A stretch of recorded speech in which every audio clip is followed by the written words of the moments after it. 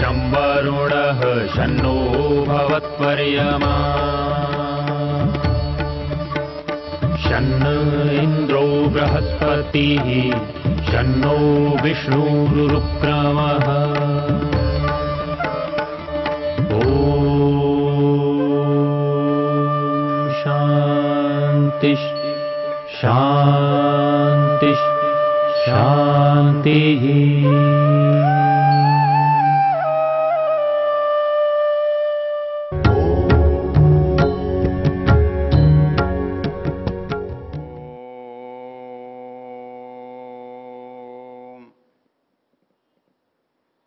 हम इस वेद मंत्रों की चर्चा में ऋग्वेद के 10वें मंडल के 71वें सूक्त की चर्चा कर रहे हैं। इस सूक्त को ज्ञान सूक्त कहते हैं, अर्थात वेद में ज्ञान का महत्व, ज्ञान का प्रकार, ज्ञान का जो स्वरूप है उसके बारे में इसमें चर्चा की गई है। इस सूक्त में 11 मंत्र हैं और इन मंत्रों का जो ऋषि है वो बृहस्पति है और इन मंत्रों का देवता ज्ञान है। हमने पहले मंत्र की चर्चा देखी थी, उसमें कुछ शब्दों पर विचार किया था और वो मंत्र था बृहस्पते प्रथमं वाचो अग्रम यत् प्रैरतनामधेयं दधानः यदेषां श्रेष्ठं यदरिप्रमासीत् प्रेरणा तदेषां निहितं गुहावि। इस मंत्र में जो महत्वपूर्ण बात है वो ये है कि ज्ञान किसके पास है और उसने वो ज्ञान दूसरों को दिया कैसे। इसका ज्ञान का जो अधिपति है उसे यहाँ बृहस्पति कहा गया है और जिसको ज्ञान देना है वो मनुष्य है। तो परमेश्वर से ज्ञान मनुष्य की ओर कैसे आता है या मनुष्य परमेश्वर से ज्ञान को कैसे प्राप्त करता है, इस बात को इसमें समझाया गया है। क्योंकि हमने पीछे देखा है वेद हमारा मार्गदर्शक है, हमारे जीवन का पथ प्रदर्शक है। हमें याद होगा कि हमको वेद हमारे लिए चक्षु है, नेत्र है। वेदश्चक्षु सनातनम, अर्थात आदिकाल से हमें कुछ जानना देखना होता है तो उसके लिए वेद हमारा परम सहायक है। जैसे आँखें हमारे लिए इस संसार को जानने के लिए सहायक हैं। तो इस दृष्टि से वेद के अध्ययन से यदि हमारे जीवन का लाभ न हो तो फिर वेद का वेद होना ही निरर्थक हो जाए। क्योंकि संसार के ज्ञान के लिए, संसार के उपयोग के लिए हमारे ऋषियों ने वेद को अनिवार्य बताया है। और आप जानते हैं वेद शब्द का अर्थ स्वयं में इतना व्यापक है और व्यापक होने का सबसे बड़ा आधार और कारण क्या, वो इन मंत्रों में जो भाव है उन भावों को सिद्ध करना इन मंत्रों का प्रयोजन है। आप जानते हैं वेद का शब्द का अर्थ ज्ञान भी है, वेद शब्द का अर्थ विचार भी है, वेद शब्द का अर्थ लाभ भी है और वेद शब्द का अर्थ होना भी है। मतलब सत्ता, लाभ, ज्ञान, मतलब ये चारों प्रयोजन वेद से सिद्ध होने चाहिए, क्योंकि इसकी संज्ञा वेद है और ये संज्ञा इन चार अर्थों को देती है। तो चार अर्थों को देने वाली संज्ञा है तो वेद से ये चारों ही अर्थ हमको प्राप्त होने चाहिए, मिलने चाहिए। तो वो बात यहाँ इस मंत्र में हमें स्पष्ट दिखाई देती है। कि ये ज्ञान मूल है किसके पास, आवश्यकता किसको है, उसके पास तक वो ज्ञान आता कैसे है। हमने पीछे देखा मंत्र का शब्दार्थ था बृहस्पति प्रथमम वाचो अग्रम। जो बृहस्पति परमेश्वर ने हमको जो ज्ञान दिया, जो वाणी के रूप में प्रकाशित हुआ, प्रकट हुआ, और वो ज्ञान संसार की प्रत्येक वस्तु के लिए था, प्रत्येक बात के लिए था जो हमारे काम की है। नामधेयम दधाना। उस ज्ञान की जो दूसरी विशेषता है वो कहता है यदेशाम श्रेष्ठम यद अरिप्रमासित। मतलब वेद ज्ञान की जो दूसरी कसौटी है या विशेषता है वो है श्रेष्ठम। दुनिया में ज्ञान बहुत हैं, ज्ञान तो ज्ञान है।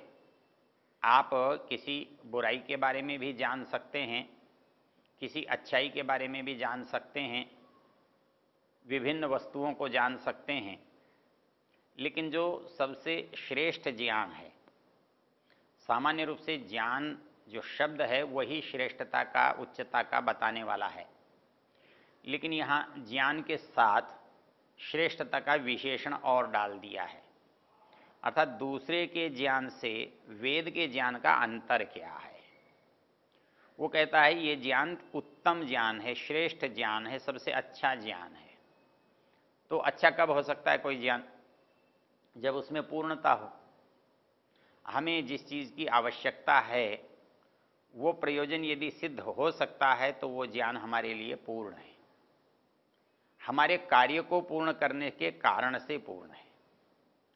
कई बार एक लोग प्रश्न करते हैं क्या वेद में जी पूरा सब ज्ञान है? अब सब ज्ञान से क्या? सब ज्ञान से तो संसार में जो कुछ हो रहा है, जो कुछ परमेश्वर ने किया है वो सारा ज्ञान है। लेकिन वेद किसके लिए मिला है, किसके लिए दिया गया है? तो वो मनुष्य के लिए दिया गया है। तो इसको ये कहने के बजाय कि ईश्वर ने अपना पूर्ण ज्ञान दिया है, हमारे लिए ये कहना शायद अधिक उचित है कि हमको जितना भी ज्ञान इस संसार के लिए उपयोगी है, चाहिए, वो सब वेद में प्राप्त है, उपलब्ध है। तो इस दृष्टि से जहाँ मनु ये कहते हैं कि वेद शब्देभ्य ये वादो पृथक संस्थाश्च निर्ममे, वहाँ ऋषि दयानंद भी ये कहते हैं वेद सब सत्य विद्याओं का पुस्तक है।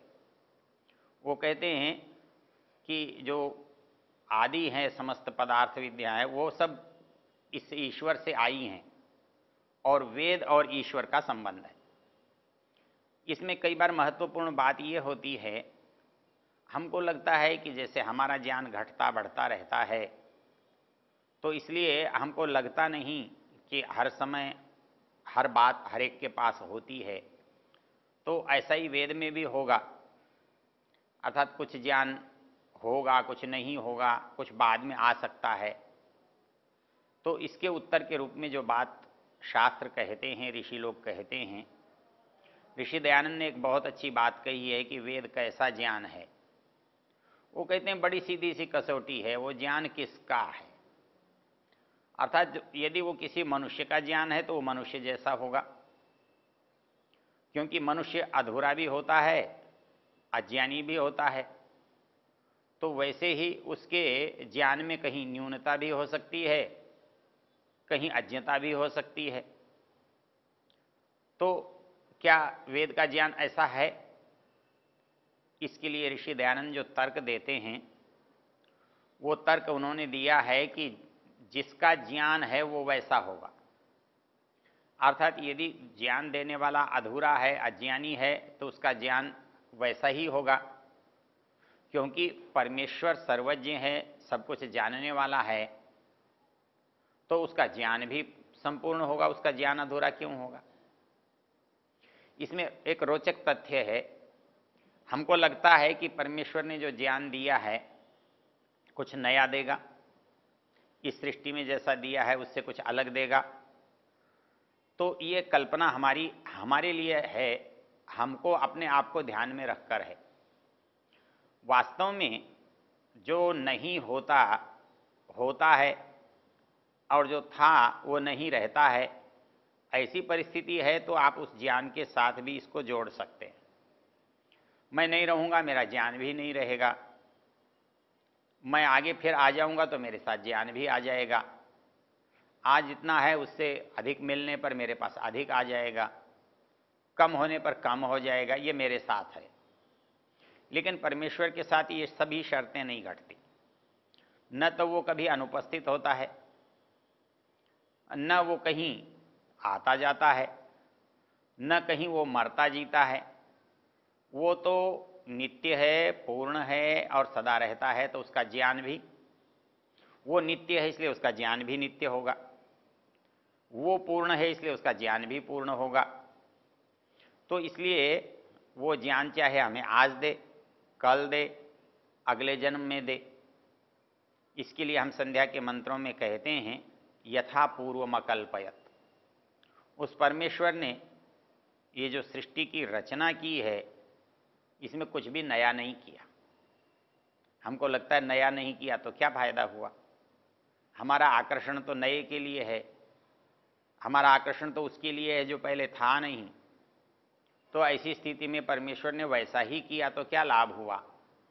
लेकिन हम एक बात भूल जाते हैं, नया वहाँ होता है जहाँ पहले न्यूनता थी, जहाँ कमी थी, जहाँ अभाव था। जब पहले ही कोई अभाव नहीं है, कोई न्यूनता नहीं है, कोई कमी नहीं है, तो वो 1000 बार करे चाहे एक बार करे, वो तो वैसा ही होगा जैसा पूर्ण होता है। तो इसलिए वेद के ज्ञान में कोई परिवर्तन की बात करना, नएपन की बात करना इसलिए संभव नहीं है, इसलिए उचित नहीं है कि वो एक पूर्ण का ज्ञान है, एक नित्य का ज्ञान है, एक शाश्वत ज्ञान है। तो जैसा का वो आज है, कल था, वैसा ही परसों रहेगा। तो इसलिए जो हमारी मूल समस्याएं हैं वेद को लेकर के कि वो ज्ञान कैसा होगा, तो कहता है श्रेष्ठम, वो श्रेष्ठ ज्ञान है। अर्थात हमको जितने भी ज्ञान किसी के द्वारा भी मिलते हैं उनमें कुछ अच्छाई होती है, थोड़ी बहुत अच्छाई होती है, लेकिन वेद का जो ज्ञान है सबसे अच्छा है, सबसे उत्तम है। क्योंकि उत्तमता इसकी क्या है, पूर्णता, इसकी उत्तमता, इसकी श्रेष्ठता, इसकी समग्रता। तो इस दृष्टि से मंत्र में जो शब्द कहा है वो यदेशाम, यदेशाम, येषाम, यहाँ जिसको वो ज्ञान दिया गया है, जिसके द्वारा वो ज्ञान हमें दिया जा रहा है, यदेशाम श्रेष्ठम यद अरिप्रमासित, कहता है उसमें कोई पाप, कोई गलती, कोई गलत निर्देश, कोई अनुचित बात नहीं है। यदि कोई अनुचित बात होती तो फिर वेद ही नहीं होगा, कोई गलत बात होगी तो वो वेद नहीं कहलाएगा। क्योंकि वेद सार्वजनीन है, सार्वकालीन है, अर्थात सबके लिए है, सदा के लिए है, सब स्थानों के लिए है, सब परिस्थितियों के लिए है, सब समयों के लिए है। तो जो ऐसा होगा वो कैसा होगा, उसमें यदि गलती हो जाएगी, उसमें त्रुटि होगी, तो फिर वो आपके काम कैसे आ सकता है। तो इसलिए वो ज्ञान कैसा है, यद अरिप्रमासित, वो ज्ञान त्रुटि रहित है, उसमें कोई अधूरापन नहीं है। अर्थात जो ज्ञान दिया गया वो पूरा है। यदि उसमें अधूरापन होता तो देने का लाभ ही नहीं होता। और वो कैसे दिया गया, सामान्य रूप से हम ये सोचते हैं एक मनुष्य बोलता है, दूसरा सुनता है, लेकिन उसका उत्तर यह दिया प्रेरणा यदेशाम निहितम गुहावी। जो गुहा है, गुहा हमारे लिए हृदय के लिए आता है, उसके लिए जो जहाँ पर हमारा जीवात्मा विद्यमान है, जहाँ जीवात्मा और परमात्मा दोनों की सत्ता एक साथ है, तो उसको हृदय कहते हैं, उसको पुंडरीक कहते हैं, उसको गुहा कहते हैं। तो कहता है यदेशाम श्रेष्ठम यदर प्रमासित प्रेरणा तदेशाम निहितम गुहावी। और उसमें दिया कैसे, ऐसा नहीं है कि हमारे कानों से हमने सुनकर या आँखों से हमने देखकर उस ज्ञान को हृदय में पहुँचाया हो, हृदय में प्रस्तुत किया हो, वहाँ तक मिला हो, ऐसा नहीं है। कहते हैं प्रेरणा, प्रेरणा से। तो प्रेरणा जो होती है वो अंदर से होती है, हृदय के अंदर से होती है। तो एक जो प्रेरणा है वो परमेश्वर, क्योंकि प्रेरक दूसरा होता है, प्रेरक सदा दूसरा होता है और प्रेरणा जिसे दी जाती है वो दूसरा होता है। तो यहाँ वेद का जो एक मंत्र है, उसका जो शब्द है, वो शब्द एक विशेष बात की ओर इंगित कर रहा है, हमें बता रहा है कि ये जो ज्ञान है ना, ये हमें मिला है। मिला है मतलब हमारे पास था नहीं, था नहीं इसका मतलब किसी ने दिया है। तो किसी ने दिया है तो उसका तरीका क्या होगा, देने का प्रकार क्या होगा? तो कहता है प्रेरणा, प्रेरणा से, अर्थात वो हमारी आत्मा में प्रेरणा करके ज्ञान देता है। इस प्रश्न को समझने में थोड़ी सी कठिनाई होती है, प्रेरणा से कैसे देगा? तो ऋषि दयानंद इसका उत्तर देते हैं कि जैसे आप विचार करते हैं, जब आप मन में विचार करते हैं तो भाषा भी आपके पास होती है, और जब आप मन में विचार करते हैं तो वो विचार आपके अंदर बाहर से अंदर नहीं जाते हुए होते, वो विचार अंदर से बाहर की ओर आते हुए होते हैं। तो जब कोई चीज़ अंदर से बाहर आ रही हो या बाहर दूसरे से मेरे अंदर आ रही हो, तो दूसरे से आने के दो प्रकार हैं। यदि दूसरा कोई व्यक्ति है, मेरे जैसा व्यक्ति है, मेरे जैसा आदमी है, तो वो मुझे कुछ कहेगा, मैं सुनूंगा, मैं देखूंगा, मैं पूछूंगा, तब मुझे मिलेगा। लेकिन वो मेरे जैसा नहीं है, वो बृहस्पति है, वो ईश्वर है, तो उसके पास शरीर नहीं है और मुझे वो शरीर वाले को देना चाहता है, तो कैसे दे? तो शरीर वाले को देने के लिए तो उसके आँख, नाक, कान, मुख का उपयोग होना चाहिए। लेकिन यहाँ कहा है नहीं, प्रेरणा तदेशाम निहितम गुहावि, क्योंकि वो स्वयं उसके अंदर विद्यमान है, वो आत्मा के अंदर विद्यमान है, इसलिए हम उसे कहते हैं अंतरात्मा, जो हमारी आत्मा के भी अंदर रहता है। तो उसको अंतर्यामी ऐसे शब्दों से हम पुकारते हैं।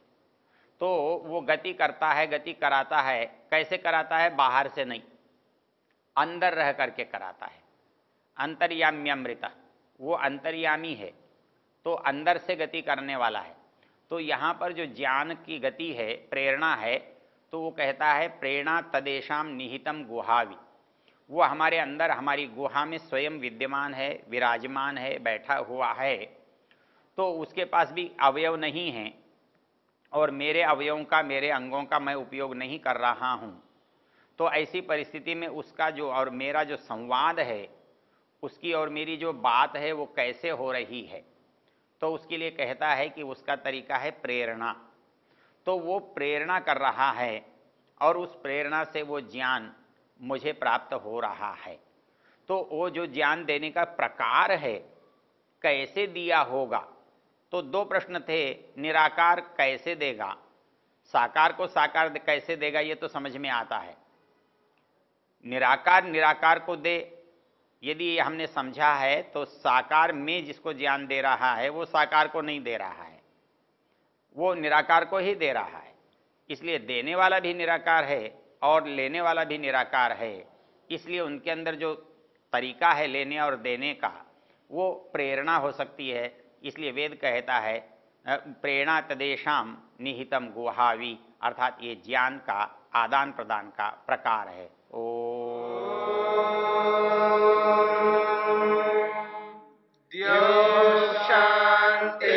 शांतिरंतरिक्षं शांति पृथिवी शांतिरापः शांतिरोषधयः शांतिः वनस्पतयः शांतिर्विश्वे देवा शांतिर्ब्रह्म शांति सर्वं शांति शांतिरेव शांति क्षमा शांतिरेधि। ओम शांति शांति शांति।